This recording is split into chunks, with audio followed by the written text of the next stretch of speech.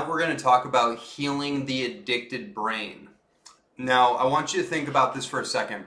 When I say this term, the addicted brain, think about what comes up for you. Now, when I was writing the book right back there, The Addiction-Free Lifestyle, I did an entire section on this particular topic.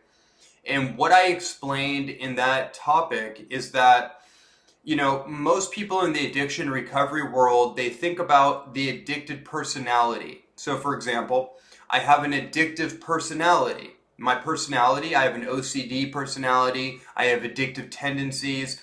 It's something that's just genetic. It's something that is just a natural proclivity, a natural tendency, and I just naturally lean towards addictive tendencies.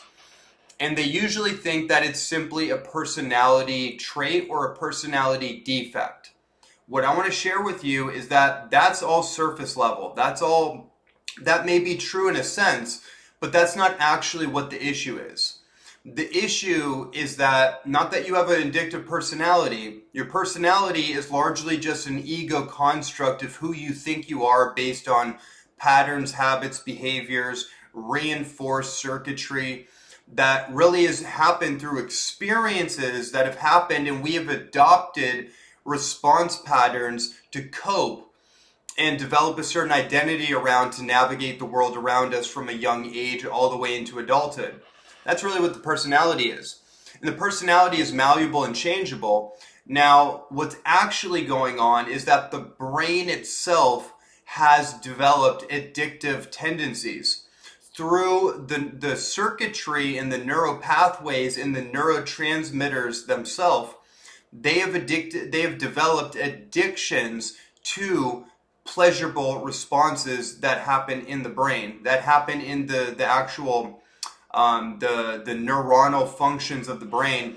And this is really where we have to address the neurotransmitter system, like dopamine, because the dopamine system itself, which controls so much of our behavior, particularly our motivation to experience future events, the pleasure-pain cycle, as we've discussed before, this is a neurological thing. This is a cognitive thing. This is a brain phenomenon.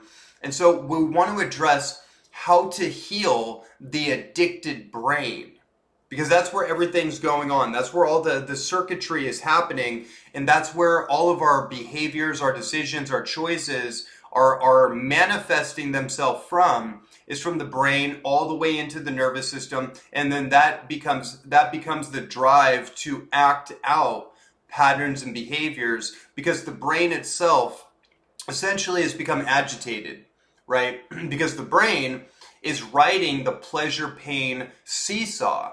And so when the brain gets agitated, it needs pleasure or it needs relief. It needs some kind of coping mechanism, some kind of pleasurable stimuli in order to medicate the painful response or the agitation that it's experiencing. And by the way, that agitation, you may be wondering, well, what is the agitation?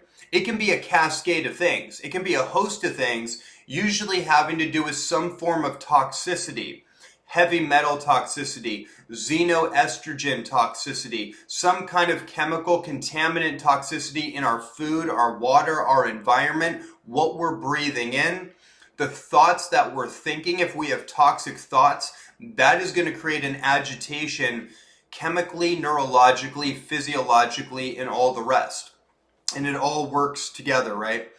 So we need to go through cleansing and detoxing and purifying our diet and doing the right kind of supplementation, all the basic things that we discuss in this program, right? And I kind of repeat this theme over and over just to drive the point.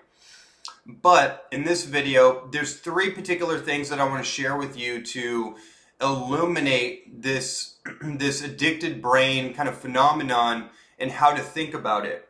Now, there's 3 regions of the brain that are most affected here.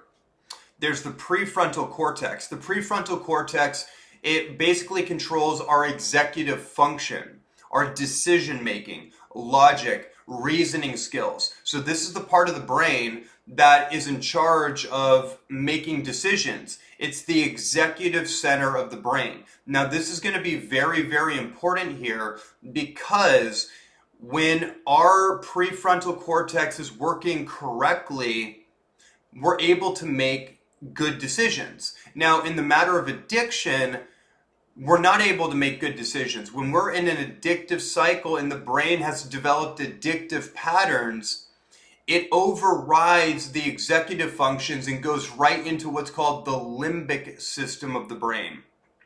The limbic system is the reward center of the brain. It's the reward circuit of the brain. And that also controls our sense of reward, our sense of pleasure, fun, excitement. And it also stores the memory of pleasurable experiences that we've had before, which is very interesting. And obviously this has a lot to do with the dopaminergic system, which is tied into the limbic system of the brain. The limbic system stores the memory signatures of pleasurable experiences that we've had, say eating a cake, eating a muffin, doing some form of drugs or substances, the dopamine stimulation that we received from whatever it is, having sex, whatever it was. And then when we're in a state of stress, it can easily go back to those memories and say, hey, I want to do that again. That was a pleasurable experience. Let's do that again. Now, the executive center knows better. The executive center, if it's functioning properly and the brain is healthy, it's going to automatically be able to reason the risk and reward, the positive and negative of that decision. But if the limbic system is overdominant and the executive system is, let's just say, downregulated in this case, then the limbic system is going to override that, right? And now the other part of it, the other part of the brain is the midbrain. And the midbrain is in charge of survival functions. The stress response adaptation, that's what I call it. Stress response adaptation. Our brains attempt to adapt to stress. So if we're overrun with stress and we don't know how to regulate the stress response system in the body, then, if we don't know how to regulate the stress response system in the body, then the midbrain is going to kick on, and that is also tied in with the limbic system. This is where it gets really interesting. I want to share a note that I made here. So heightened states of dopamine release signals the limbic system into action by way of soothing or medicating the midbrain, which is tied to our survivalistic and stress-based nervous system. Okay, hope you got what I just said. Now, so when we're in a state of increased stress, heightened stress, the executive functions of the brain are downregulated.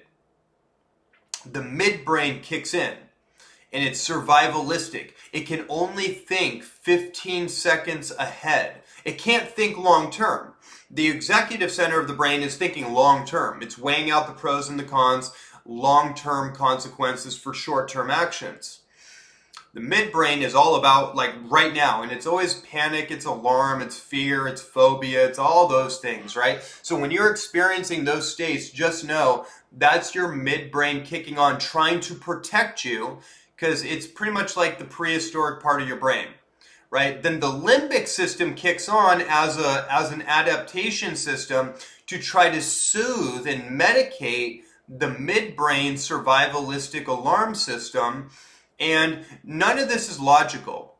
That's the key here. None of this is logical. Addiction itself is not really logical. In fact, I have a term that I've used to describe the phenomenon of addictive like thought patterns, which is addiction logic, right?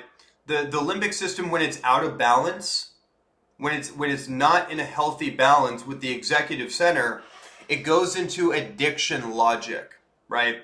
And we start creating some kind of faulty logic in order to pursue our addictive patterns that are always about short-term relief and pleasure, but always have long-term downstream consequences. So this is just kind of an outline that I wanted to lay out for you to just simply understand the basics of what's going on in your brain when the addicted brain kicks on. Now, how do you reroute that? How do you override that? Well, you have to just, first of all, you have to just understand what I'm saying right now is that the executive center needs to be turned back online. How do you do that? Well, it's going to go back to everything that I've been sharing and what I shared in the last video and what we share in the continual videos. You have to learn how to down-regulate your nervous system stress response. So every time the midbrain kicks on, you feel fear, you feel agitation, you feel the cravings, you feel that tendency to medicate yourself. The thought patterns start kicking on, the survivalistic thought patterns start kicking on. Here's what you do. You stop, you pause, put your hand on your heart.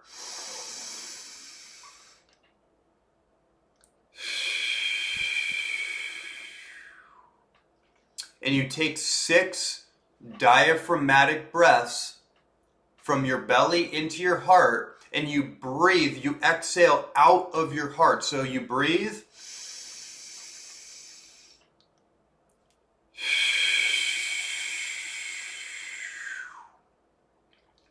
This will start to help bring the executive center of the brain back online, and it'll bring you back into the present moment of what's real.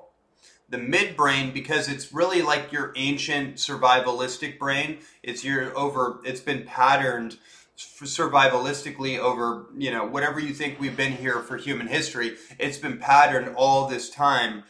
And so we have to override those survivalistic responses and also start to notice the pattern when we're stressed and we want to go, our brain wants to get us to go into addictive patterns to cope with the stress response.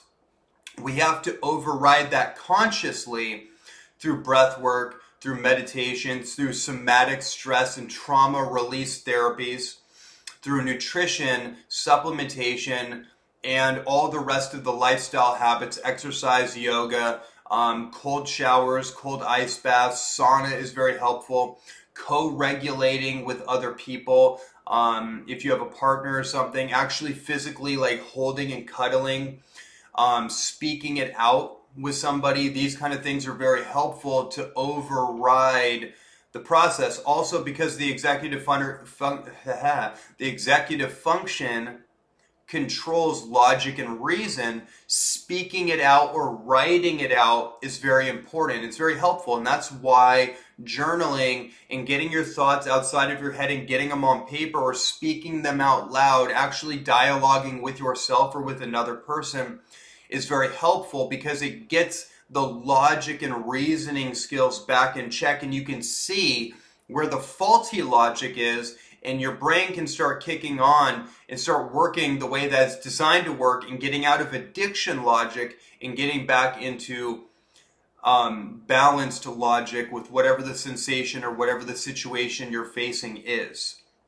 So that's basically what I wanted to share, like a little bit of a 101 on healing the addicted brain. And in the next video, we are going to discuss rebooting the brain's neurotransmitter system, which is going to help to kind of create a bridge between this video and then coming into like actually how to do it.